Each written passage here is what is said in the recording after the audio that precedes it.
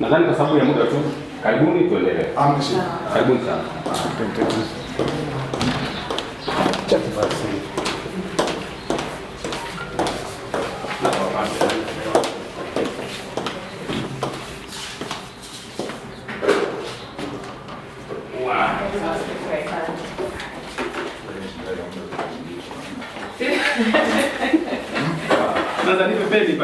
Habari.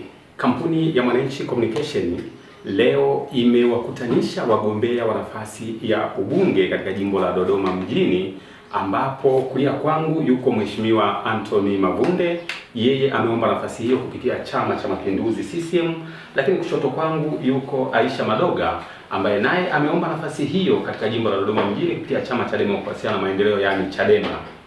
Nyuma ya kamera yuko Jonathan Musa nitakaye kuongozea mazungumzo haya kwa wagombea hawa, tukitaka kujua nini walichokifanya, nini wanatarajia kukifanya na malengo yao ni yepi. Mimi naitwa Habel Chidawahi. Naam, kwa kwanza nianze na Mheshimiwa Aisha Madoga, labda kabla tujaendelea mbele, manake wenzetu wanasema ladies first. Labda ungetuambia nini hasa kilichokusukuma kwa ajili ya kuomba nafasi ya ubunge katika jimbo la Dodoma? Nashukuru sana Bwana Habel. Kwanza tunashukuru kwa kutupa nafasi hii. Ni fursa kwetu, lakini pia ni fursa kwa Wanadodoma kusikia nini wagombea wao wameandaa kufanyia au malengo yetu. Nimezaliwa Dodoma, nimeishi Dodoma siku zote hizo. Nimekuwa nikiziona changamoto za Wanadodoma. Sasa wakati wa ukuaji wangu wote nilikuwa natafuta kujua daraja au connection baina ya mbunge na wananchi, lakini hatukuwahi kuwa tunaiona. Yaani sikuwahi kuwa naona Dodoma kama ambavyo majimbo mengine yanaonekana. Kwa hiyo ilinipa msukumo, ilinipa shauku ya kusema sasa wakati utakapofika niombe ridhaa ya kuwatumikia wana Dodoma kwa maana ya kuwa mwakilishi wao bungeni na halmashauri. Lakini Mungu kaona huu ni wakati sahihi. Nikiwa na umri huu Bwana Habel, bado mdogo, bado binti mdogo, ila ndo umeitika ukawa ni muda wa mimi kusema sasa nimetosha, naomba ridhaa ya kwenda kuwatumikia wana Dodoma, kutimiza hiyo haja niliyokuwa naiona unayo.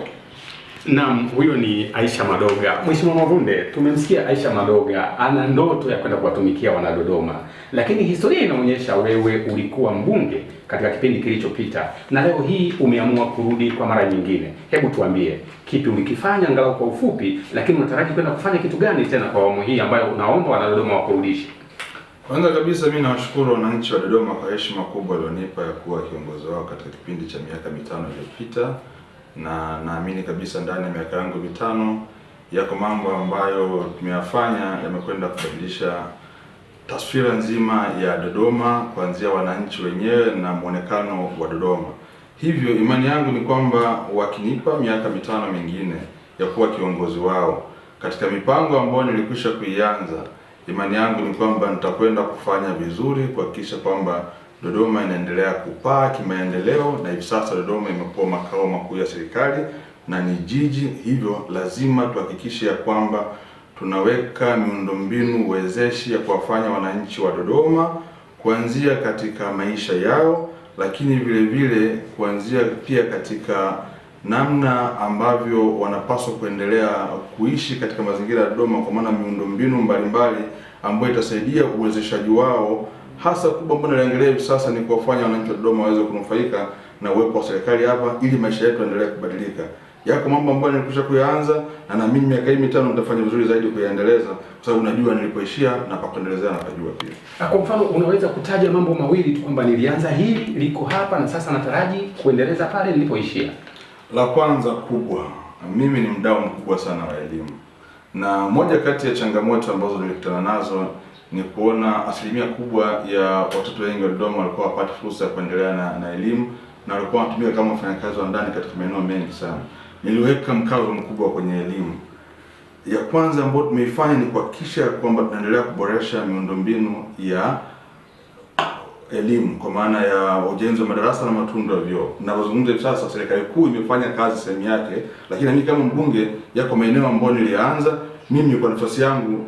Nimejenga shule mwenyewe nje ya utaratibu wa serikali pale Nala, shule ya msingi Chiwondo, ambako watoto walikuwa wanatembea kilomita 16. lakini nimeongeza pia ujenzi wa madarasa shule ya msingi Chang'ombe. Hivi sasa ninajenga sekondari mbili mwenyewe nje ya taratibu za serikali. Ninajenga Nkulabi na najenga Mhoma Makulu. Lengo langu ni kuhakikisha kwamba tunaboresha sekta ya elimu, lakini sio hivyo. Lengo langu kubwa kabisa ni kuleta mfumo mpya wa ufundishaji wa elimu hapa Dodoma wa kutumia elektroniki. Miaka yangu 5 iliyopita niligawa vishikwambi vya shilingi bilioni 2 kwa shule zaidi ya 20 ambako ukienda wanafunzi wanasoma kupitia utaratibu mpya. Kishikwambi ni tablet ambako mwalimu akiingia darasani tu anaandika jiografia, watoto huko wanabonyeza kwenye kishikwambi, aingia na daftari, karatasi, wala penseli wala pen. Ni mfumo mpya wa kuanza kuwafundisha watoto wetu ambao umezaa matunda. Na hivi sasa ninakamilisha zoezi la kugawa kompyuta shule zangu zote za msingi na sekondari. Nimegawa kwa 80%, nimebakiza, lakini lengo langu ni kuhakikisha kwamba tunaitransform Dodoma, watu wakapate elimu kwa njia ya kimtandao, electronic. Mheshimiwa Maroga, tumemsikia Mheshimiwa Mavunde alichokieleza, alifanya nini, anatarajia kwenda kufanya nini. Wewe ni mzaliwa wa Dodoma. Jimbo la Dodoma ni kubwa, lina takriban kata 41 na mitaa 222. Nini ulichokipanga kwenda kukifanya hasa? Maana mwanzo umeeleza tu namna ambavyo umewashukuru watu na namna ambavyo chama chako kimekupa ridhaa ya kupeperusha bendera. Hebu waambie wana Dodoma, nini unachokwenda kuwafanyia hasa? Nashukuru sana. Kwanza kabisa tumekuwa tukieleza vipaumbele vyetu. Kipaumbele chetu cha kwanza Dodoma mjini ni ardhi ya wana Dodoma. Ardhi imekuwa changamoto kubwa miaka na miaka. Migogoro ya ardhi kila siku imeendelea kuongezeka. Lakini urasimishaji wa ardhi umeendelea kuwa sio wa huru na haki kwa wananchi. Wananchi wameendelea kuwa na hicho kilio, sio wananchi wa kawaida au wa chini tu, hata wananchi wa juu. Mfano mzuri, mimi baba yangu ni mwekezaji, baba yangu mzazi ni mtu alikuwa mdau sana wa ardhi, ila mpaka leo kuanzia mimi mdogo mpaka leo nakuwa na umri huu, baba yangu amekuwa akihangaika na makarabrasha kwenda mahakamani kwa kesi zake za ardhi. Sasa kiwanja kimoja kimeendelea kumilikiwa na mwananchi zaidi ya mmoja, kuzua migogoro baina ya wananchi na wananchi. Lakini viwanja vingine vimeendelea kumilikiwa na wananchi na taasisi, migogoro baina ya wananchi na taasisi, migogoro ya ardhi baina ya wananchi na serikali imeendelea kuwa ni tishio kwa wana Dodoma. Kwa hiyo tunawaambia na tulishaendelea kuwaambia kwenye kampeni zetu, tunaenda kutengeneza mfumo bora wa kwenda kutatua hii migogoro ya ardhi. Mfumo huo sera yetu inasema utaanzia kwenye mabaraza ya ardhi ya mtaa. Tofauti na sasa hivi yako juu kwenye kata. Sasa kama ulivyosema wewe Abel, Dodoma ni kubwa. Mtu anayeongoza kata au viongozi wa kwenye kata au mabaraza ya kata hayana bado uwezo wa kujua ardhi yote iliyopo ndani ya kata yake. Kwa sisi Chadema tunasema tunaenda kushusha hiyo ikawe kwenye mitaa, kwa sababu kule kwenye mitaa ndio kuna watu wanajua uhalali wa ile ardhi. Kama ardhi ni ya Aisha, unajua ni Aisha au ni ya Abel, ili hiyo migogoro ya ardhi iendelee kutatuka kwa haraka. Lakini pia ugawaji wa hizi ardhi umekuwa ni changamoto. Bwana Anthony Mavunde anafahamu kwa sababu alishakuwa CDA mwanzo na amekuwa Dodoma akiona bado kuna changamoto ya ugawaji wa ardhi. Ardhi zinagawanywa sio kihaki. Leo hii halmashauri inawaambia wana Dodoma kwamba wakishapima zile ardhi 30% ibaki halmashauri, 70% ndio iwe kwa wananchi. Lakini baadaye wanaenda mbele wanasema wanajiongezea na wao 16%. Kwa hiyo bwana Abel unaweza kuona hapo ni 46% kwa 54%. Hiyo ni almost nusu kwa nusu. Sio haki. Sisi Chadema tunasema mwananchi mwenye ardhi yake ni haki yake kupimiwa ardhi hiyo bure ili iendelee kuwa yake. Lakini pia kunazo kodi za ardhi zinawakumba wananchi, zimefanya washindwe kuendeleza ardhi zao kwa kuwepo wa hizo kodi za ardhi. Tumesema tunaenda kushughulika nao na kurekebisha. Lakini bwana Abel, na sisi tumegusa huduma za kijamii. Ni kweli elimu imeendelea kuwa changamoto. Mheshimiwa Mavunde kaeleza alichokifanya kwenye elimu, lakini sisi Chadema tunaamini elimu inayotokana na mwalimu. Bila mwalimu hakuna elimu. Bado maslahi ya walimu yamewafanya wao kushindwa kutekeleza majukumu yao kama sehemu ya watumishi wa umma. Nilikuwa nimepewa malalamiko mengi hasa tunapoenda kwenye mikutano ya hadhara. Inafika sehemu walimu kwa kuogopa kutoka mbele wanawaandikieni barua, wanaandikieni message vya kuonesha matatizo yao ni yapi. Bado walimu inafika sehemu wanalazimishwa kufundisha majibu ya mitihani ili angalau watoto wafaulu, na sisi wanasiasa kwa maana ya wenzetu kina Mavunde walioko madarakani waje waseme wamefanya kitu kwenye elimu. Kwa bado maslahi ya walimu yamekuwa mabovu. Labda tusimame kwanza hapo. Umesema juu ya umilikishwaji wa viwanja. Hii Chadema itafanya nini ili angalau kila mmoja chake au amepata kaploti kake? Sera yetu inasema sisi kila mwenye kiwanja ana haki ya kupimiwa kiwanja chake bure. Hakuna hayo mambo kwamba halmashauri ibaki na kiwanja fulani na asilimia fulani, mwananchi abaki na asilimia fulani. Ardhi ya mwananchi itaendelea kuwa ya mwananchi bure na itaendelea kumilikiwa kuanzia juu mpaka chini. Mheshimiwa Mgonde, ardhi ya mwananchi itaendelea kuwa bure na kila mtu ataendelea kumilikishwa hivyo. Hiyo ndiyo sera ya Chadema. Unasemaje katika hiyo? Nashukuru kwa maelezo. Nataka tu kwanza kabisa niliweke jambo moja sawa. Naona rafiki yangu Aisha anasema mimi nimewahi kufanya kazi CDA. Mimi sijawahi kuwa mfanyakazi wa CDA.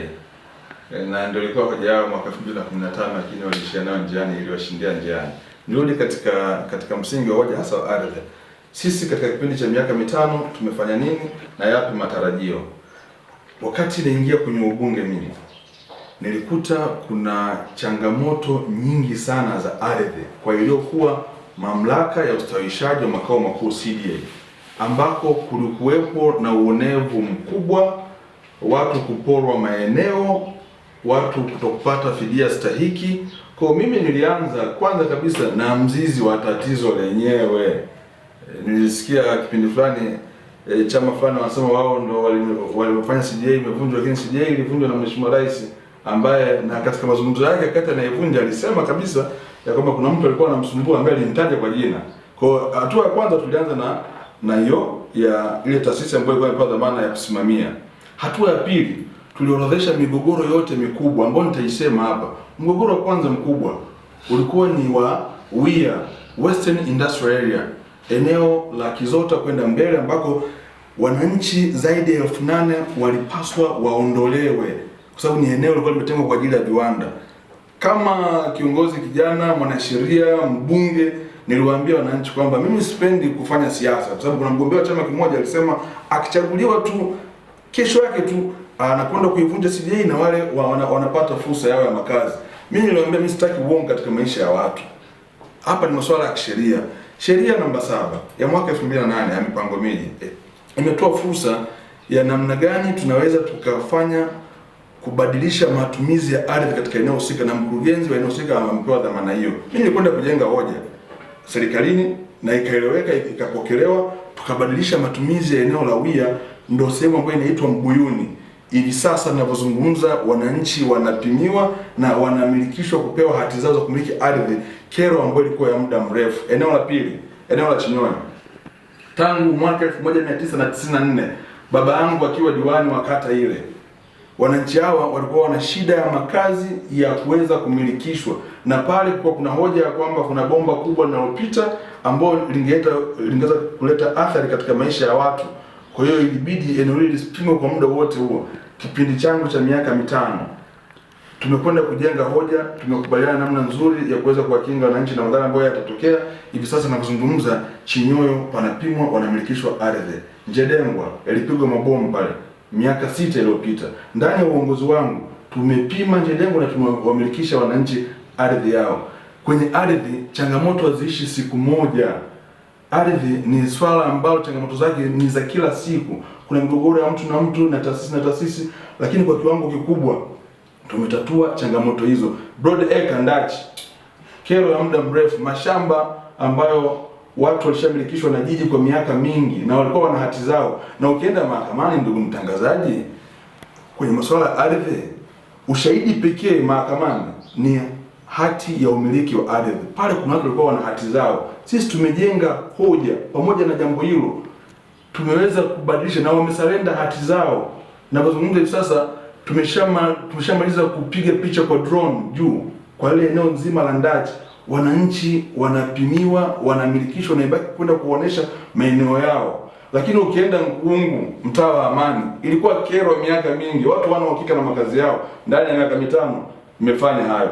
Lakini ahadi yangu ilikuwa ni kwamba tawasimamia wananchi wote wasipoteze haki zao za kimsingi kwenye ardhi. Na bahati nzuri mimi ni mwanasheria, nafahamu kuhusu sheria ya ardhi. Namba 4 ya mwaka 1999 inasemaje, na namba 5 pia imekuwa ni sehemu ya nguzo kuu ya kuhakikisha wananchi hawapotezi haki. Sasa nirudi katika 30% na 70 ambazo zimesemwa hapa, na nafikiri labda hili mwenzangu aende kujielekeza vizuri katika namna ambavyo utaratibu wake unakwenda.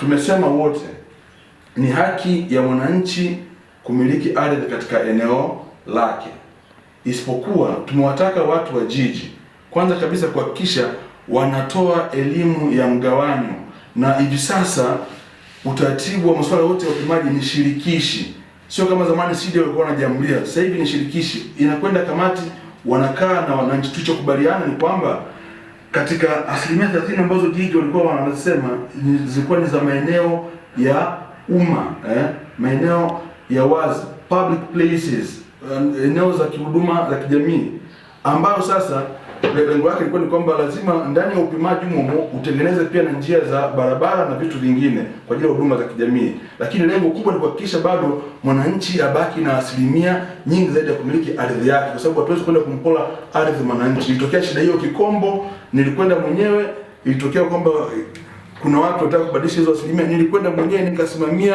na haki ya wananchi pale ibaki kama ilivyo, kwamba wao ndo wanamiliki eneo kubwa. Kwa kwenye ardhi, ukiniambia mimi leo katika miaka yangu mitano naweza nikasema tumepata mafanikio makubwa sana. Migogoro ya kwenye ardhi haiwezi kuisha, tunakwenda utaratibu kwa utaratibu, na hivi sasa tumebadilisha hata mfumo wa kusikiliza kero za wananchi pale kwenye ardhi. Zamani wakati wa CDA ilikuwa ni mpaka mtu afike pale aweke dole gumba kwenye biometric ndio aruhusiwe kuingia ndani. Yaani kuingia ofisi ya serikali ilikuwa tabu. Tumevunja ule utaratibu sasa. Sasa hivi kuna pool office. Wamekaa pale maafisa ardhi kuwasikiliza wananchi wote wenye kero na changamoto. Na kile Ijumaa kwenye ukumbi wa jiji tumeweka utaratibu kwamba wananchi wote wenye matatizo waanze kushughulikiwa migogoro yao. Kwa kile Ijumaa ni kusikiliza migogoro ya ardhi. Migogoro haiwezi kuisha, iko mingi kwa sababu hii ni ardhi na hii ni duniani kote. Lakini kwa kiwango kikubwa leo ukiniuliza nimepata mafanikio makubwa sana kwenye labda kabla sijarudi kwa Aisha, utuambie hebu alama kubwa ya Dodoma ni zao la zabibu. Ndiyo. Na wewe umekuwa kiongozi kwa miaka mitano kama ulivyosema. Nini umeitendea haki alama hii kwa wanadodoma ili Dodoma ibaki Dodoma ile ambayo watu waliacha miaka mingi iliyopita? Wakati naingia kwenye ubunge nilikuta zao la zabibu linaendelea kufifia na kufa kabisa, kwa sababu moja kubwa ya kwamba wanunuzi wengi wa zabibu walikuwa wanatoka Kenya na Rwanda, na walikuwa wanakwenda kununua zabibu ya mkulima shambani na wanampangia bei shilingi 600. Gharama ya kulima zabibu yenyewe peke yake ni gharama kubwa sana. Kwa 600 ilikuwa ni kama bure. Hivyo tukaweka utaratibu wa kujaribu kutafuta masoko ya uhakika, na moja ya soko ilikuwa ni kupitia TDL, kampuni ambayo inatengeneza vinywaji vikali ikiwemo konyagi. Wale ndio ambao tukaanza nao makubaliano ya kutafuta soko la zabibu. Bahati nzuri wakaanza kununua mchuzi wa zabibu ya mwezi wa 3 ambao ni zabibu ambayo haina sukari nyingi sana, inayotumika kutengeneza kinywaji cha Valuu. Wakawa soko kubwa kwetu. Katikati hapo tozo ya mchuzi wa zabibu ikapanda, ikafikia mpaka shilingi 3615 kwa lita. Ikawalazimu wale watu waache kununua tena zabibu, kununua mchuzi wa zabibu. Mchuzi wa zabibu ulipoacha kununuliwa, manake hao sindikaji wadogo kuanzia Kato, Mgwabi, Dani wote wakashindwa kununua zabibu za wakulima, zikaanza kuoza shambani. Katika jambo ambalo wakulima wa zabibu hawezi kumsahau Dodoma, ni hoja ambayo nilijenga kwa Mheshimiwa Rais, kumwomba Rais apunguze tozo ya mchuzi wa zabibu kutoka shilingi 3615 kwa lita mpaka shilingi 450, na jambo hilo limewezekana. Tozo ya mchuzi wa zabibu sasa hivi imeshuka kwa lita mpaka shilingi 450, na tunategemea kwamba katika muda mchache ujao zao letu la zabibu litapata heshima kubwa, kwa sababu lengo letu ni kutengeneza masoko ya uhakika ndani na nje ya nchi, na kufanya wakulima wa zabibu yao ikagombaniwa shambani. Kwa kufanyaje? Kutengeneza masoko ya uhakika. Hivi sasa tumeanza kuvinkaji viwanda vingi kuja kuwekeza hapa Dodoma kwa ajili ya usindikaji. Tuna Mgwabi Holdings, tuna Dani Holdings, tuna Setawiko, tuna Alco Vintages, na hivi sasa anakuja mwekezaji kutoka Arusha anaitwa Kimaro, ambaye ndio anatengeneza Kevant, anajenga kiwanda chenye thamani ya shilingi bilioni 20 pale Chamwino. Kwa wakiwepo hao wengi wasindikaji, maana yake wataitafuta zabibu. Kwa tutatengeneza demand ikiwa kubwa, bei itaongezeka, mkulima atanufaika. Lakini kwa mara ya kwanza katika miaka hii mitano tumeshuhudia wine festival, tamasha la kwanza la wine la kuikuza wine ya Dodoma, ambao tulimleta mpaka Diamond Platnumz, mmoja kati ya wasanii wakubwa hapa nchini, ambaye akawa ni sehemu ya kielezo cha ubalozi wa zabibu. Kwa miaka yangu hii mitano kuna alama nimeiacha, lakini hii inayokuja sasa ndio kuna balaa zaidi. Mtakuja kuona na wakulima wa zabibu wenyewe watashuhudia jambo kubwa ambalo linakuja katika maisha yao. Mheshimiwa Aisha, Mheshimiwa Mavunde anasema miaka mitano inayokuja itakuwa ni balaa. Lakini hebu turudi kwako kwenye hilo la zabibu, utalijibu baadaye. Moja ya hoja zako kwenye mikutano umezungumzia sana juu ya maslahi ya watumishi. Hebu tuambie hii imekaakaaje kwa hao watumishi? Nashukuru. Kwanza Bwana Habe, unipe nafasi kidogo. Nimekupa. Nilikuwa na Mheshimiwa Mavundi wakati anazungumza, nilikuwa najaribu kumsikia swala lake la CDA na uondokaji wa CDA. Sisi kila siku tunawaambia wenzetu, usijisifu una mbio, msifu na anayekukimbiza. CDA ilikuwepo enzi na enzi. CDA ilikuja kwa kupima, kwa kufanya mipango miji. Hiyo ndio ilikuwa jukumu lake. Maana yake walipomaliza kazi yao walifaa waondoke, ila wakaendelea kuwepo. Na waliendelea kuwepo. Serikali iliyokuwa madarakani, serikali ya Chama cha Mapinduzi, wamekuja kutoka baada ya Chadema kuwa na ajenda ya CDA kuondoka. Kwa hiyo sasa Mheshimiwa Mavundi anasema wanasiasa walikuwa wanasema wataitoa, na wao walikuwa wanatujibu kwenye mkutano kwamba kuitoa CDA haiwezekani, ila wao wakaja kuitoa. Ni kweli aliyetoa ni Rais Magufuli kwa sababu ndiye aliyekuwa kakalia kiti, lakini alitoa ikiwa ajenda ya Chadema, haikuwa ajenda ya CCM. Kwa hiyo tulikuwa nataka niweke sawa kwamba ilitoka kwa nguvu zetu. Sio hilo tu, na yote wanaoendelea kuyafanya na leo hii kujinasibu wameyafanya ni kwa sababu ya nguvu na wapinzani walivyoendelea kusema na jinsi tulivyoendelea kusemea changamoto za wananchi. Kwa hiyo ni hoja ya CDA kwamba Mheshimiwa Mavundi alipiga kelele, Mheshimiwa Rais akaitoa. Hebu tuishie hapo. Sasa mimi ningetaka uniambie, moja ya mikutano yako umezungumzia swala la maslahi kwa watumishi. Wewe ni mbunge, wewe ni diwani. Hili swala limekaakaaje kwa watumishi? Na ndio maana sasa wakati nazungumza kuhusu elimu nilirukia huko moja kwa moja. Hatuwezi kuanza kuzungumza wanafunzi wanafanyaje kabla hatujajua walimu wanaweza kufanya kazi kwa kiwango gani. Kabla hatujajua walimu wetu ni kwa jinsi gani tunawawezesha au tunawaweka kipaumbele ili waweze kufanya hao wanafunzi sasa au hii elimu iwe bora. Walimu wameendelea kuwa changamoto. Walimu kama sehemu ya watumishi wameendelea kuwa na changamoto ya maslahi yao. Mpaka leo kila mtu anajua. Watumishi bado hawajafikia kupandishwa daraja. Kwa ndani ya miaka 5 hii hawapandishwi madaraja, hawaongezwi mishahara. Lakini mikopo wanayopewa imekuwa ikiongezeka riba. Sasa wewe umpi mtu mshahara, haumpandishi mtu mshahara, alafu kwenye mkopo wake riba inakuwa iko juu. Ni jinsi gani hao walimu wanaweza kumudu maisha yao? Na tunaelewa kibinadamu tu, mtu kama hawezi kumudu mahitaji yake, maana yake anakuwa hana furaha kwenye ufanisi wake. Ufanisi wa walimu umeendelea kuwa chini, lakini na watumishi wengine wote. Lakini walimu ni zaidi kwa sababu wao wana mchango mkubwa. Walimu wanafundisha madaktari, walimu wanafundisha manesi, walimu wanafundisha watu wakawe walimu tena, walimu wanafundisha watu wakawe na fani tofauti. Kwa hiyo kwa kweli tumeendelea kulisemea, na sehemu kubwa ya Dodoma inatengenezwa na watumishi na wafanyabiashara. Kwa hiyo makundi mawili kama ulivyosema, ni kweli nimekuwa nikiyazungumza sana kwenye mikutano yetu. Tunaenda kusemea maslahi ya walimu.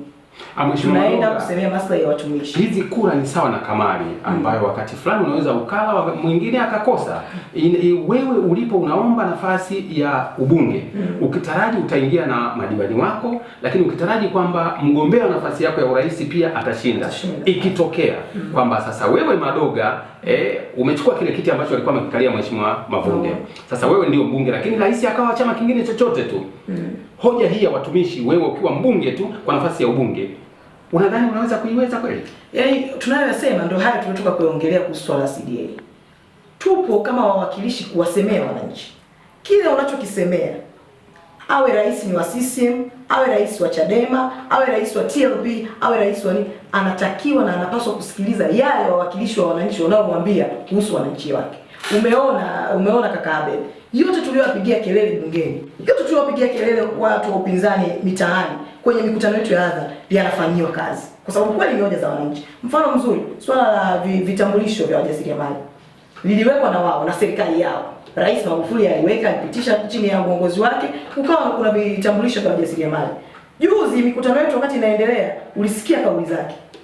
Alisema vile vitambulisho sio vya muhimu, sio vya lazima. Maana yake ni kweli tulichokisema sisi wamekisikia. Kwa hiyo kwanza sitegemei kwamba Tundu Lissu hatoshinda. Hiyo ni ndoto kwamba hatoshinda.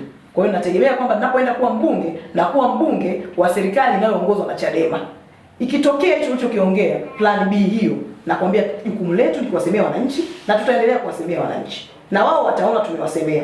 Yatatekelezeka, asitekelezeke, lakini jukumu letu sisi ni kuwasemea. Jukumu la serikali ndio kutekeleza. Kwa kama hawatotekeleza pamoja, siku tunasema hayo yataendelea kuwa madhaifu yao kama yalivyokuwa kwa miaka yote iliyopita. Labda kwa ufupi sana utuambie, wewe ni mwanamke, sauti ya mwanamke wategemee nini watu wa Dodoma? ni kweli kuwa mwanamke kuna sehemu nyingine ya ziada. Mwanamke ni mama, mwanamke ni mlezi. Wote tunaweza tukawa tuna uchungu na Wanadodoma, lakini uchungu wangu mimi umebebwa na swala la mwanamke, umebebwa na swala la umama.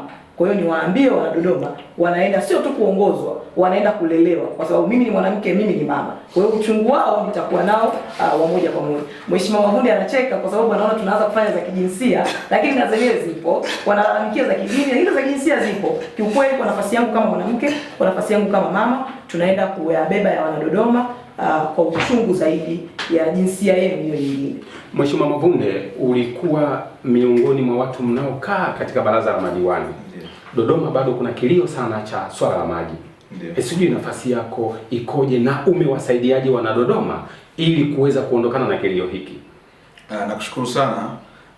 Kwanza kabla sijajibu, nimefurahi kwamba umeruka swali la Zabibu kwa Aisha, kwa sababu kwake lingekuwa zito sana. Ilani yao ya uchaguzi nimesoma ibara 56 haijasema kabisa kuhusu Zabibu. Kwa kwake ingekuwa mtihani mkubwa sana. Nije kwenye maji. La kwenye maji, hivi sasa matumizi ya Dodoma kwa maana ya lita za maji kwa siku ni lita milioni 56.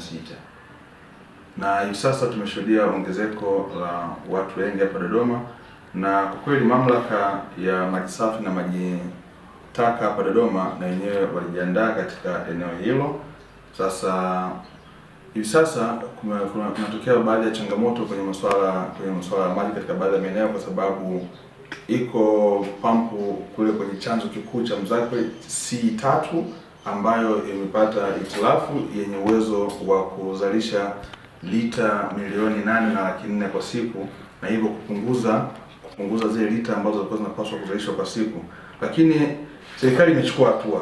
Kwanza, Wizara ya Maji katika kuhakikisha kwamba inatoa changamoto hiyo kwa haraka, wameshatenga kiasi cha shilingi bilioni 1 kuhakikisha kwamba tunaongeza vyanzo vingine kwa wakati huu vya haraka vya kuweza kusambaza maji ili wananchi wote wapate maji kwa uhakika.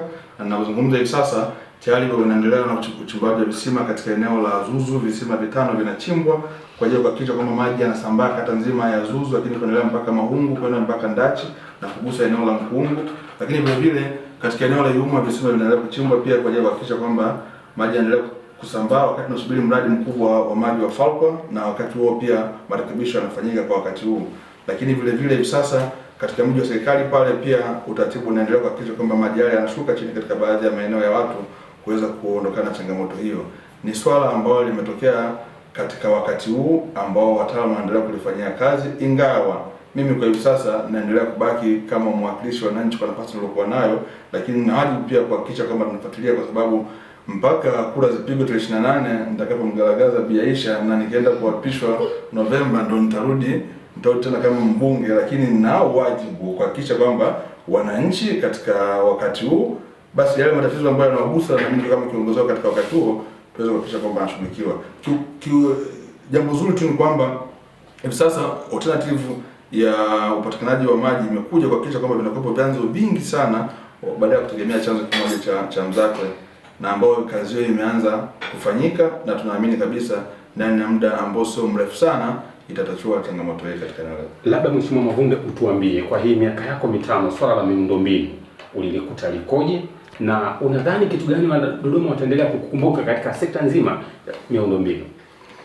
Kwanza kabisa, wakati naingia katika ubunge wangu nilikuta Dodoma ina mtandao wa barabara za lami si za kilomita nyingi sana, zilikuwa zifiki hata 100, lakini leo ninapozungumza Dodoma ndio sehemu ya kwanza Tanzania nzima tunaoongoza kwa mtandao mrefu wa barabara za lami kilomita 169.3. Nenda Ilala, nenda Kinondoni, nenda Temeke, hakuna sehemu inayofikia Dodoma kwa mtandao mrefu. Hiyo ni hatua ya kwanza. Hatua ya pili, tumewezesha vivuko ambavyo ilikuwa ni kero kubwa sana katika baadhi ya maeneo ya watu kuvuka kipindi cha mvua. Tumefanya hivyo. Lakini hatua ya tatu ambayo sasa tunaendelea kuiboresha ni kwamba hivi sasa wananchi wa Dodoma watashuhudia usafiri wa ndani wa train, ambao itakuwa ni sehemu pia kutatua changamoto ya usafiri katika jiji la Dodoma. Ni jambo ambalo tayari upembuzi yakinifu umeshaanza, ni hatua kubwa sana kwenye kutatua changamoto za masuala ya usafiri. Lakini katika ujenzi wa madaraja, wananchi wa kata ya Nzuguni ambao kipindi cha mvua walikuwa wanapata tabu kubwa sana ya maji kutwama, kwa sababu kijiografia maji ya Dodoma yote yanatoka milimani yanasafirishwa kwenda Hombolo kule kwenye bwao. Sasa katikati hapa yalitokea kupimwa viwanja katika baadhi ya maeneo, hasa eneo la Ipagala pale Yalazo, ambayo yalizuia njia ya maji na kupelekea maji kutwama katika maeneo mengi. Tumepata mradi wa zaidi ya shilingi milioni 600 wa kufanya survey ya upokeaji na utiririshaji wa maji katika jiji la Dodoma, ambao utatusaidia sasa kuweza kupeleka maji katika njia zake sahihi, ili wakati wa mvua mwingine wananchi wasipate adha ambayo imekuwa ikiwakuta muda wote wakati mvua inanyesha. Mheshimiwa Madoga, tumemsikia Mheshimiwa Mavunde amezungumzia kukugaragaza tarehe 28. Lakini bado narudi kwenye swali lako lile lile. Kama mwanamke, ili swala la sekta ya afya ikitokea sasa ikawa kinyume na vile alivyosema Mheshimiwa Mavunde, sasa wewe umekwenda kumgaragaza, pangaje ili wanawake waweze kufurahia matunda yako ya kukuchagua kama mwanamke mwenzao? Kwanza kaka Abel na wananchi wa Dodoma watakaopata fursa ya kutuangalia, niwahakikishie tu hizi ni mbwembwe na tambo za kisiasa kutoka kwa Mheshimiwa Anton, kwa sababu angekuwa anajua kuna kunigaragaza wala wasingenifanyia zile figisu. Tunajua kabisa figisu tunazofanywa kwenye uchaguzi sio za Tume ya Taifa ya Uchaguzi, tunajua ni za CCM, kwa sababu wale wote ni makada wa Chama cha Mapinduzi. Na niliwaambia hata wasimamizi wa uchaguzi wa jimbo la Dodoma mjini waniache ballot paper ikaamue. Sasa Mheshimiwa Mavunde alikuwa anataka kupita bila kupingwa, lakini angekuwa anajua kuna kugaragaza asingehangaika na hizo za kupita bila kupingwa. Kwa hiyo watoe tu shaka, hamna kugaragazwa hapa. Hamna kugaragazwa na wananchi wameamua. Na juzi Mheshimiwa Mavunde aliona Dodoma ilivyoitika. Oktoba zikiwa zimesalia siku chache sana kufikia hapo. Lakini unaweza kusema kwa Dodoma ni tambo za Chadema na CCM, lakini pia ni tambo za Simba na Yanga. Sasa nani ataibuka? Tusubiri, wananchi wataamua. Asanteni na karibu kwa mara nyingine tena. Asanteni sana jamani. Asante. Jamani, dada zangu asanteni, mko mnacheka kuchekesha. Ni wanasiasa bwana. Kakaangu ananigombanisha na chama.